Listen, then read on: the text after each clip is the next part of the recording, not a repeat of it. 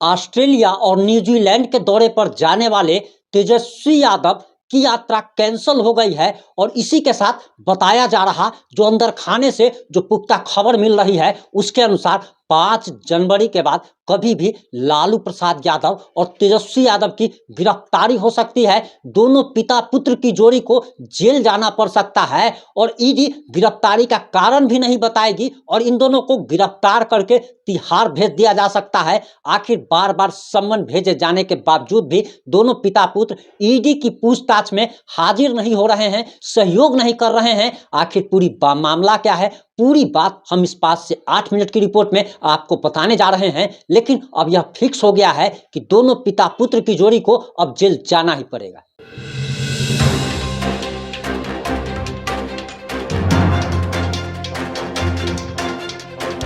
नमस्कार, मैं प्रिंस कुमार सिंह और आप देख रहे हैं पॉजिटिव इंडिया। अगर अभी तक आपने चैनल को सब्सक्राइब नहीं किया है तो खबरों से अपडेट रहने के लिए कृपया चैनल को सब्सक्राइब कर लीजिए और जो लोग ऑलरेडी कर चुके हैं उन तमाम लोग को सही हृदय धन्यवाद। अब वापस आते हैं अपनी खबर पर। दरअसल आपको बताते चले कि 25 दिसंबर को तेजस्वी यादव को और 29 दिसंबर को लालू प्रसाद यादव को ईडी ने सम्मन भेज करके पूछताछ के लिए बुलाया था। लेकिन 25 दिसंबर को तेजस्वी यादव बहाना बना देते हैं और वह हाजिर नहीं होते हैं। 29 दिसंबर को भी अपने स्वास्थ्य का हवाला देकर लालू प्रसाद यादव ईडी के पूछताछ में नहीं पहुंचते हैं। इसके बाद तेजस्वी यादव को अगले पूछताछ की तारीख दे दी जाती है और एक दूसरा सम्मन ईडी के द्वारा भेजा जाता है और कहा जाता है कि 5 जनवरी को आपको ईडी के पूछताछ में आना है। लेकिन बताया जा रहा कि तेजस्वी यादव 5 जनवरी को भी ईडी के पूछताछ में शामिल नहीं होने जा रहे हैं। और इसी के साथ ही अंदर खाने से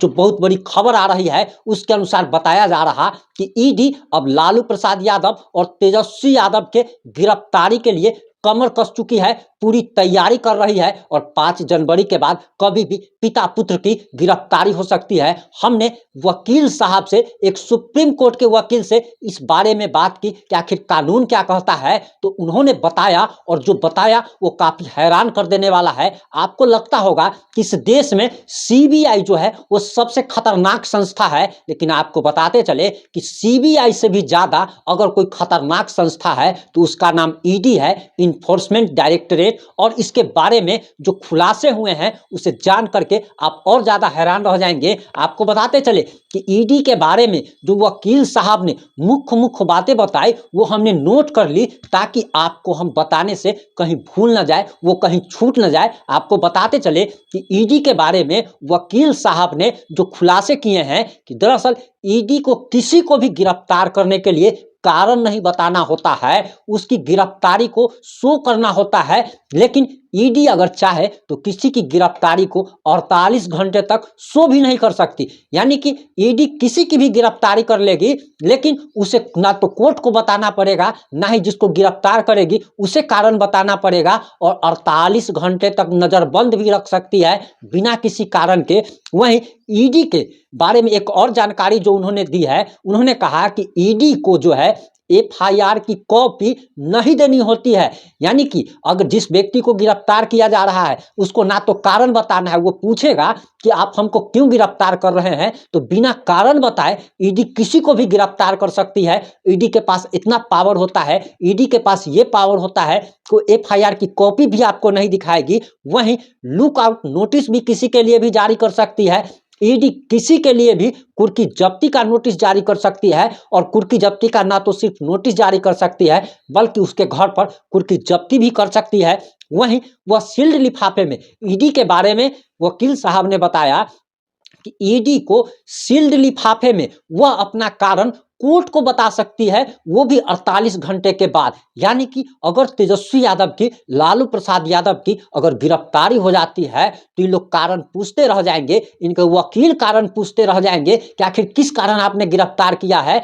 ईडी के पास ये आजादी है कि वह कारण नहीं बता सकती है, वह कहां पे रखेगी उसका भी खुलासा वह नहीं कर सकती है। ईडी के पास ये पावर है कि जिस व्यक्ति को गिरफ्तार किया गया है उसे उसके वकील तक से मिलने नहीं दिया जा सकता है। ईडी के पास ऐसी खतरनाक पावर होती है। इसीलिए तो देश के तमाम घोटालेबाज ईडी का नाम सुनते ही उनकी पैंट गीली हो जाती है, पतलून गीली हो जाती है, उनकी धड़कन बढ़ जाती है। और तो और आप जानते ही है कि जैसे ही ईडी या सीबीआई किसी को गिरफ्तार करती है, वह व्यक्ति तत्काल बीमार हो जाता है। जो किसी को नरेट्टी पकड़ने की धमकी देता हो, जो बड़े ताव के साथ बैडमिंटन खेलता हो, वो भी जो है व्हील चेयर पर आ जाता है, उसका धड़कन बढ़ जाता है, बीपी लो हो जाता है, किसी का हाई हो जाता है, किसी का किडनी खराब हो जाता है, किसी का आंत खराब हो जाता है। वहीं आपको जानकारी देते चले कि जो वकील साहब ने बताया उसके मुताबिक 5 जनवरी के बाद कभी भी गिरफ्तारी हो सकती है। और ईडी दरअसल सम्मन बार बार भेज करके बुलाया जा रहा है, लेकिन ये लोग पूछताछ में सहयोग नहीं कर रहे हैं। और ऐसा ही दिल्ली में हुआ था, जब दिल्ली के उप मुख्यमंत्री, तत्कालीन उप मुख्यमंत्री मनीष सिसोदिया को बार बार सम्मन भेज करके ईडी पूछताछ के लिए बुला रही थी, लेकिन मनीष सिसोदिया सहयोग नहीं कर रहे थे, पूछताछ में नहीं जा रहे थे, प्रेस कॉन्फ्रेंस कर रहे थे। और इसी के बाद मनीष सिसोदिया की अचानक ईडी गिरफ्तार कर लेती है। और उसके बाद आप सभी जानते हैं कि मनीष सिसोदिया अभी तिहाड़ जेल में बंद है, दिल्ली के जेल में बंद है, और उप मुख्यमंत्री की कुर्सी पर वो भी थे। इसलिए अगर यह सोचते हैं कि तेजस्वी यादव उप मुख्यमंत्री की कुर्सी पर है तो उनको गिरफ्तार नहीं किया जा सकता, तो यह आपकी गलतफहमी है। वहीं आपको बताते चले कि बिहार में लगातार जो सियासी उलटफेर जो हो रहा है, उस पर केंद्र सरकार की भी निगाह बनी हुई है, बीजेपी अध्यक्ष की भी निगाह बनी हुई है, कांग्रेस अध्यक्ष की भी निगाह बनी हुई है। क्योंकि इससे एक राजनीति में बहुत बड़ा उलटफेर आएगा और सारी पार्टियां अभी दुविधा में हैं, और सारी पार्टियों का आप कह सकते हैं कि कंफ्यूजन की स्थिति बनी हुई है कि आगे क्या होगा। और आगे यानी कि सबकी निगाहें नीतीश कुमार पर टिकी हुई है, नीतीश कुमार क्या फैसला लेते हैं वो सबसे बड़ा। क्योंकि अगर नीतीश कुमार, ये भी कहा जा रहा है कि नीतीश कुमार अगर एनडीए में अगर शामिल हो जाते हैं तो हो सकता है कि ईडी की कार्रवाई रुक जाए।